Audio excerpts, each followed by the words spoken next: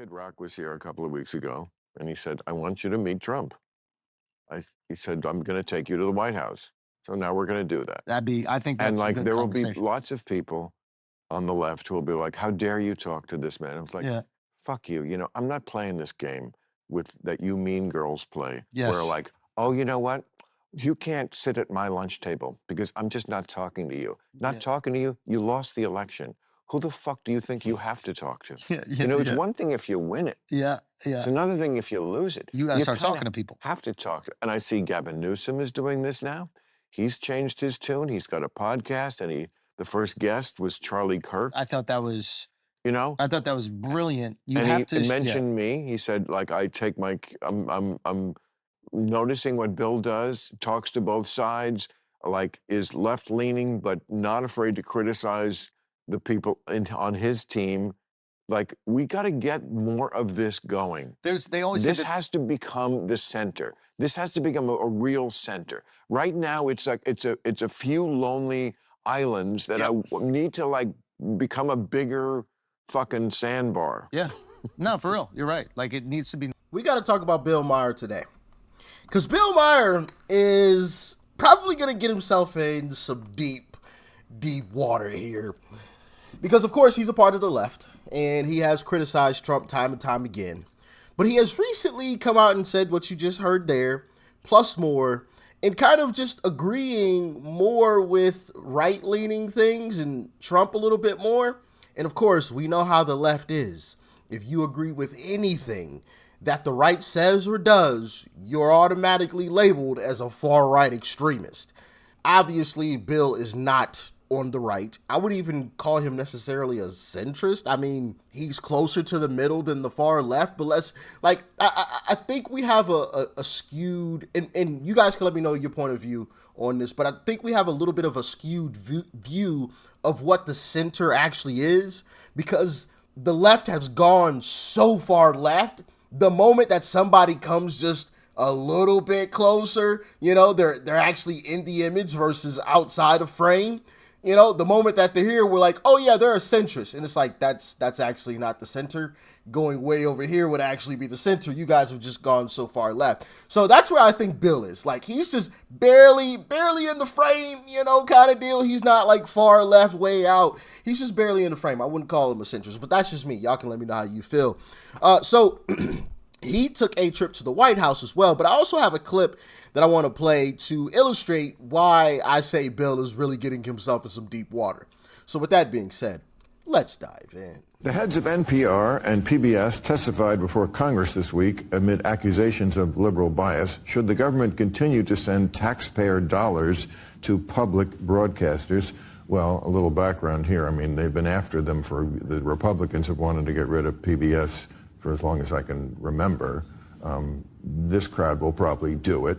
I mean, I also read my namesake, Catherine Maher, was head of NPR, and, you know, she said, "We're completely unbiased.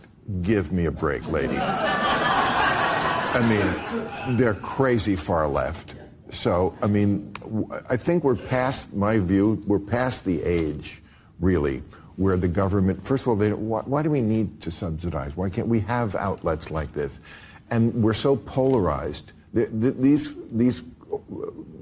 outlets became popular at a time when Republicans and Democrats didn't hate each other and weren't at each other's throats and didn't think each other was an existential threat. In that world, you can't have places like this, I think, anymore. They have to be private. Bill Maher agreeing with Trump and Republicans that NPR and PBS need to be defunded, need to be separated from the government. No more taxpayer funding. Interesting. In another clip, he also goes on to talk about his late parents, who he says probably would have voted for Trump if they were still alive today. Incredible. But let's hop into his trip to the White House, which was sparked by Kid Rock. I'm actually going to try to unite this country, and I'm starting at the end of the month. I'm taking Bill Maher to the White House for dinner. This guy has done nothing but talk smack about the president since day one. But he's a comedian too. Yeah. And you know, I can have conversations with him. You know, if you don't get into Trump, because I'm like, I freaking love him. Yeah. He's like, I don't. I'm like, let's talk about other things. We can find common ground. He's actually, you know, more reasonable than a lot of people on the right would think. I think especially the last maybe 4 years or whatever. So I said to him, I was doing his podcast, and I said, if I can hook you guys up, this, that, and the other. And trust me, there's a lot more people deserving at that table, you know, for dinner. So it's a big deal to me to, you know, bring him there and even have the president be like, yeah, do it. Let's do it. I go, man, what would it say to this country? Let's start at the top where you know, very public figures, him, television comedian, you, president of the free world. You know, we could just break bread, have some laughs, take a picture and be like, hey, you know, we don't agree on everything, but we got along. Does that start to send a message to people, or do they just think I'm an idiot? Yeah. You know, does Bill Maher look soft for going? Does Trump look weak? Like, I'm like, man, I think we just got to start somewhere like there and be like, look, man, we just had dinner. We had some laughs. We had fun. Like, maybe call that family member that you got into it over politics, or that person, you know, at the school that, you know, you don't like to talk to anymore that you used to have a coffee with in the morning. Maybe just get back with them and be like, look, man, it's okay. Everybody calm down a little bit. You know, the problem with something like that is the left has gone so far that I don't think that is going to move them, right? The only people that is going to move are the people that are truly in the middle. And they already kind of feel that way, which is why they're in the middle, you know? So, I don't know. Maybe I'm wrong. This is just my guess, right? But that's just my humble opinion on it. Kid Rock reveals what went down during Donald Trump's meeting with Bill Maher at the White House. Yeah, it was legit. They literally sat down and had dinner. And here is Kid Rock actually talking about how that all went down. Check it out. Good morning. All right, tell us what happened from start to finish in 30 seconds. In 30 seconds, I went on Bill's show. I went on his podcast, and I said, man, you know, nothing happens if people don't break bread together and meet face to face. He's been one of the president's hardest critics. And we came to dinner, me, Bill, Dana White, and it could not have been better. Everyone was so surprised, so pleasant. The most shocking thing to me was, you know, Bill's obviously a very big liberal, been very hard on the president, but he's donated a lot of money to other politicians. You know, you've had Biden, Clinton, Obama, everybody. He had never been to the White House, and the president was so gracious. He took us up to the private residence. We saw the Gettysburg Address in the Lincoln bedroom, and I was like, you've never been here, Bill? And I was like, how about this? President Trump, you know, extending this olive branch, and we talked about things we had in common, you know, ending wokeness, you know, securing the border. Right. You know, the president was asking him what he thought about policy, you know, going on with Iran and Israel and things. It just meant, it blew my mind. It was, right. I was, you know, very, very proud. Bob, do you think he walked away liking him? Because, you know, Trump is the type of person that you got to meet him to understand it. 100%. Me and Dana both said there's never been that's ever met the president in any scenario that's walked away without saying like, wow, what a great guy. He's so funny, so engaging. He's so smart.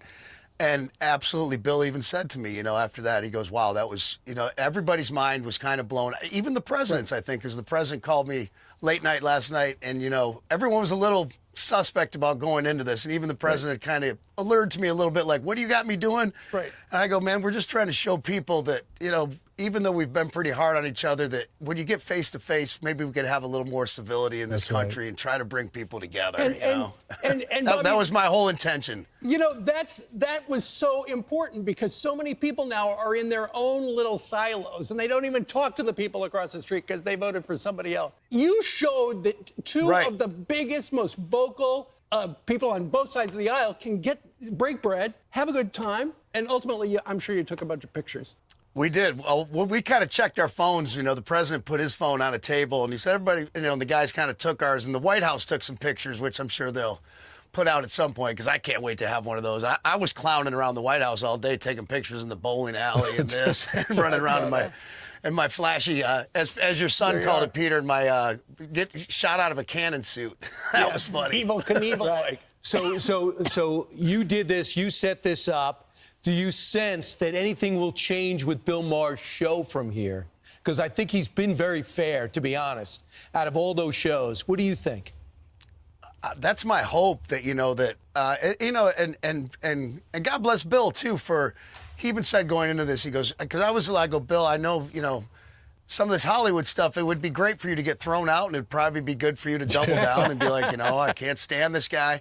And he goes, Bob, I'm not gonna sabotage something that potentially could bring us and other people together, just to show that, that family member that you kind of divided with over politics, or that person at the school when you drop your kids off that is a left-wing person, and you're like, that maybe we'll just, hey, we can find things we have in common. And it gets so easy to go on social media. And one thing we learned through COVID was that isolation breeds hatred. We need to get out and talk to one another. Yeah. And you did it, and you made a difference. Absolutely.